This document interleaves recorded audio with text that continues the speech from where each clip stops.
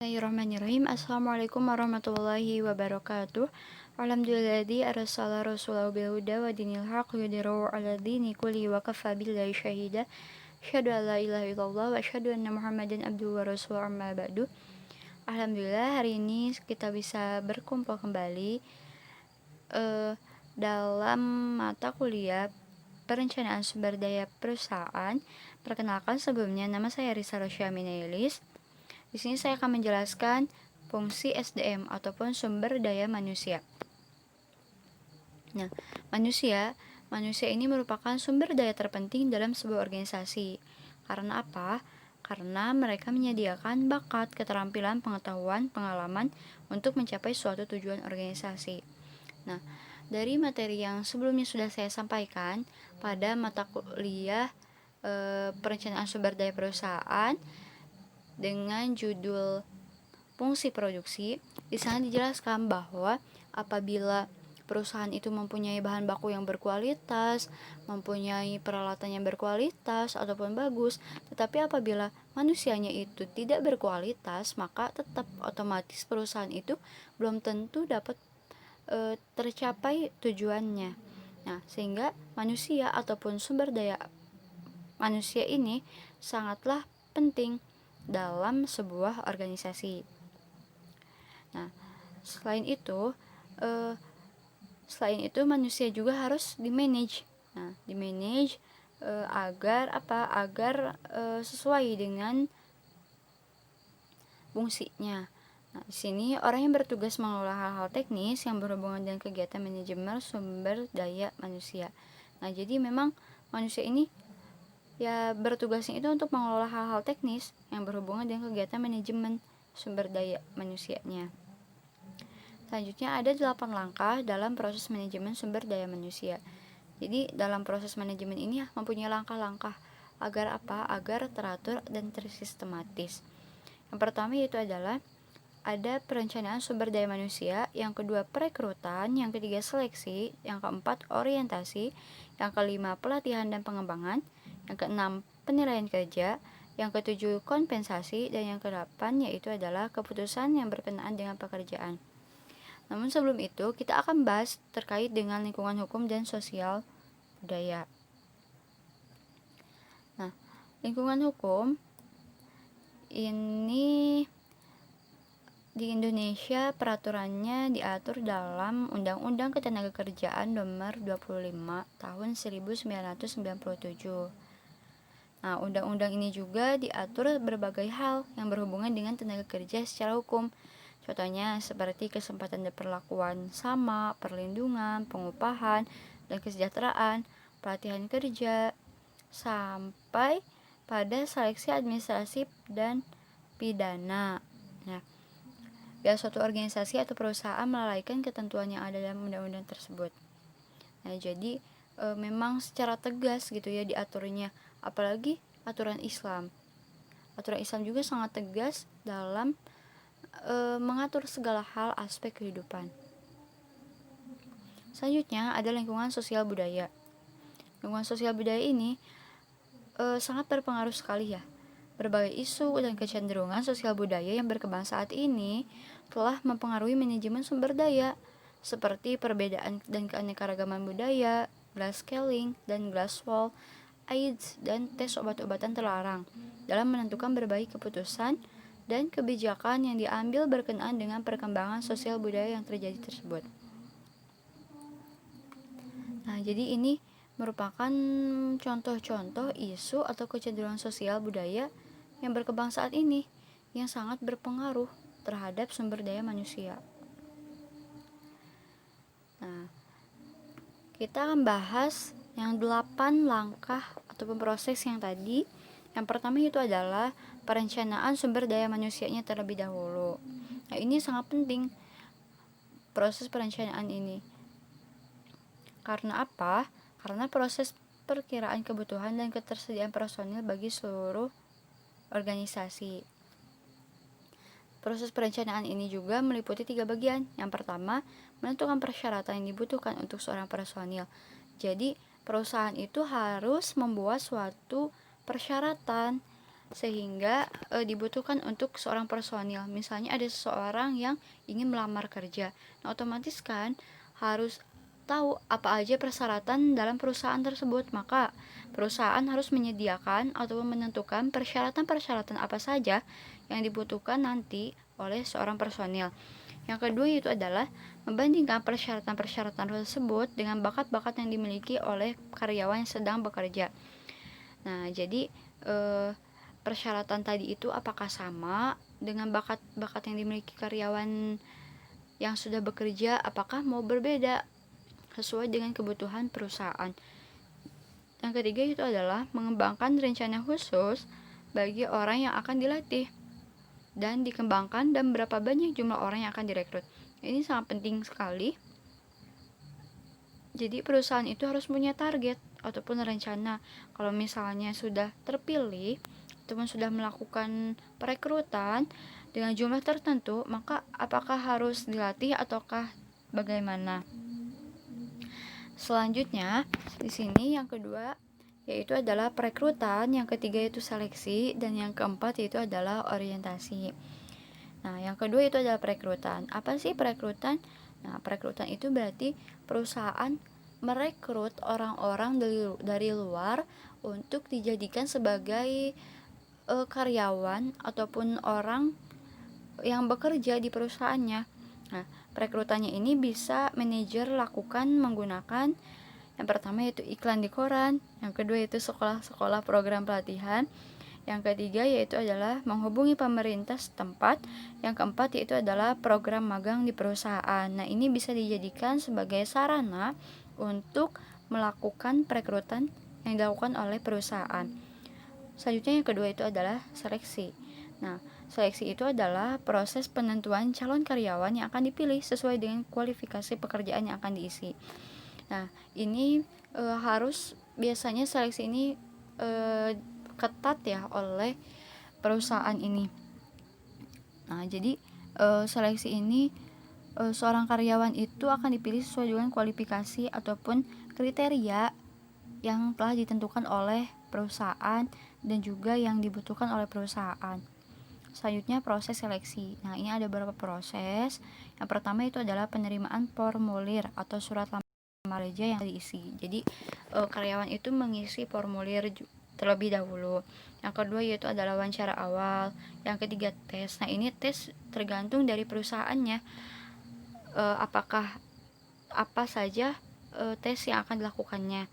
Selanjutnya yang keempat wawancara. Wawancara pada kedua belah pihak ya, karyawan dan atasannya langsung. Lalu ada pemeriksaan rekomendasi, ada juga pemeriksaan kesehatan. Nah, ini apabila diperlukan. Yang terakhir yaitu adalah penerimaan calon karyawan yang lulus tes. Selanjutnya yaitu adalah orientasi. Nah, program orientasi ini yaitu serangkaian aktivitas yang bertujuan memberikan informasi pada karyawan baru yang dapat membantu mereka beradaptasi dengan perusahaan dan pekerjaannya. Jadi setelah direkrut itu diseleksi, lalu diorientasi ataupun dilakukan pelatihan ataupun diberikan informasi-informasi supaya karyawan itu dapat beradaptasi dengan perusahaan dan pekerjaannya. Selanjutnya yang kelima yaitu adalah pelatihan dan pengembangan. Sebelumnya mohon maaf ya apabila ada backsound. Selanjutnya yang kelima yaitu adalah pelatihan dan pengembangan. Nah, di sini pelatihan dan pengembangan ini berbeda ya. Yang pertama pelatihan.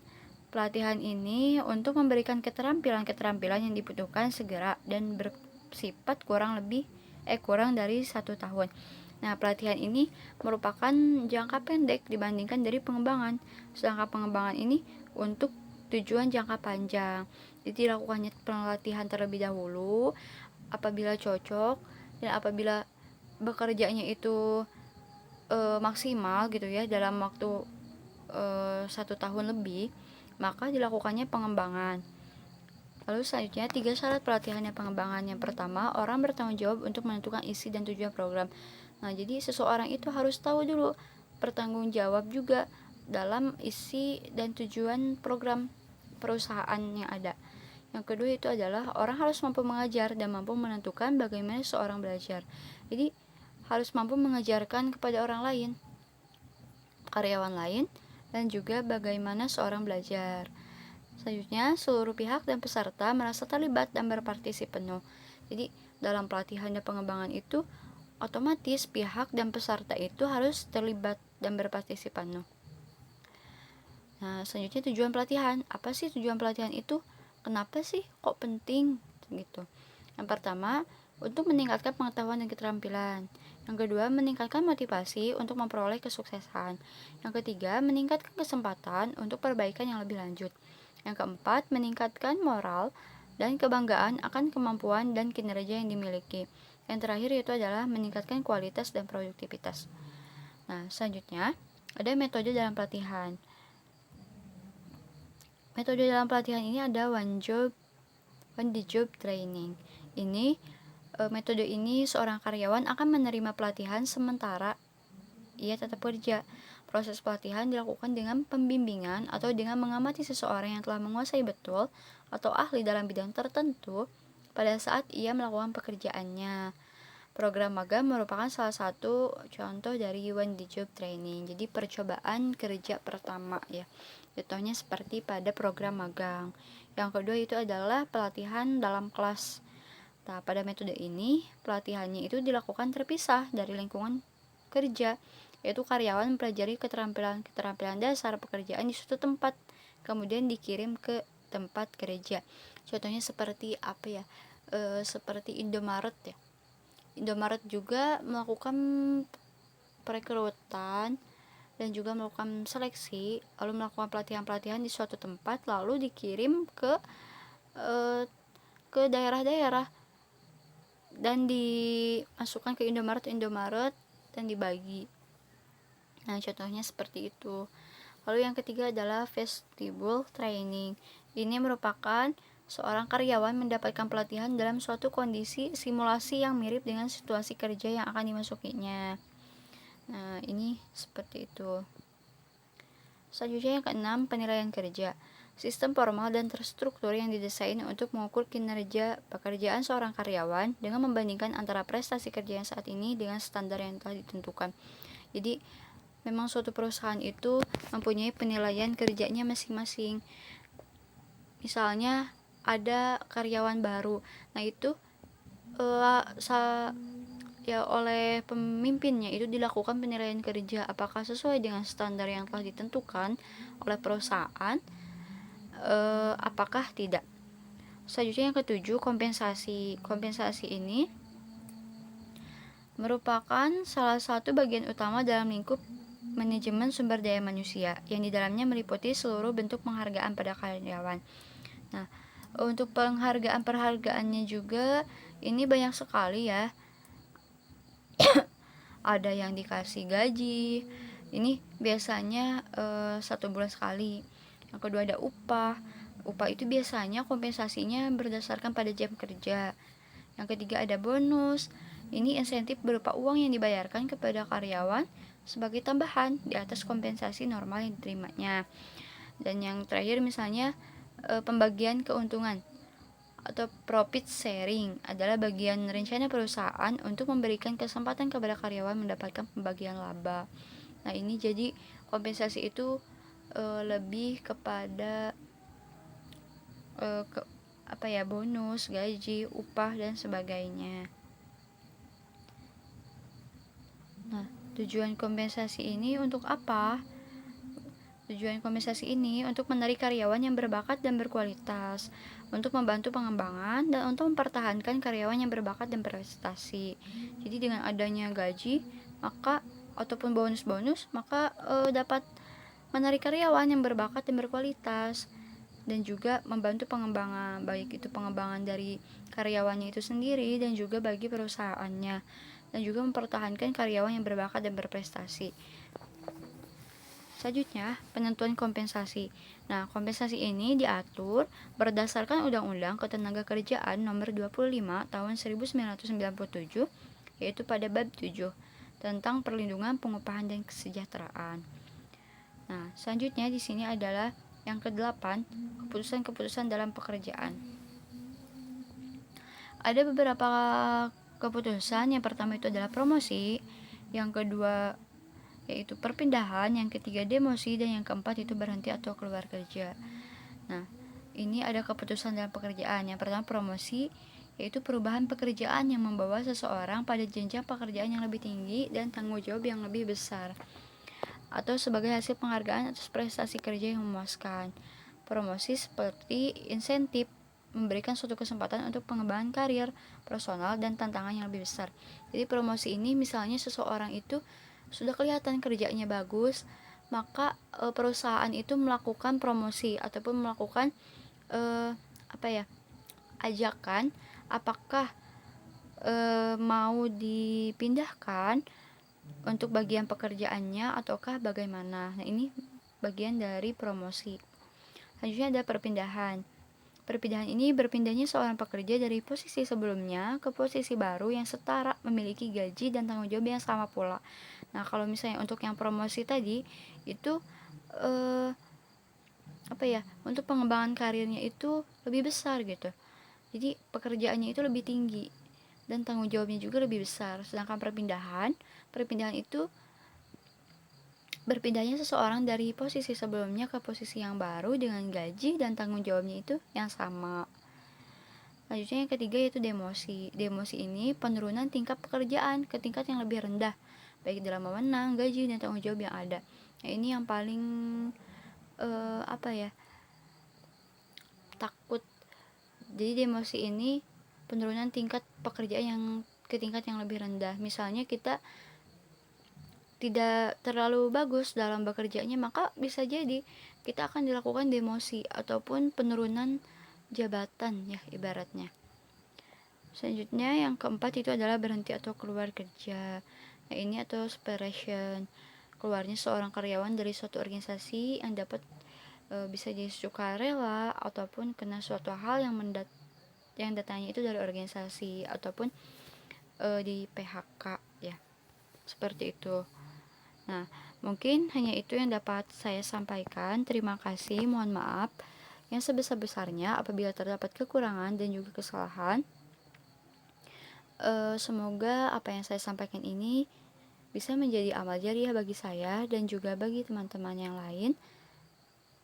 Terima kasih. Wassalamualaikum warahmatullahi wabarakatuh.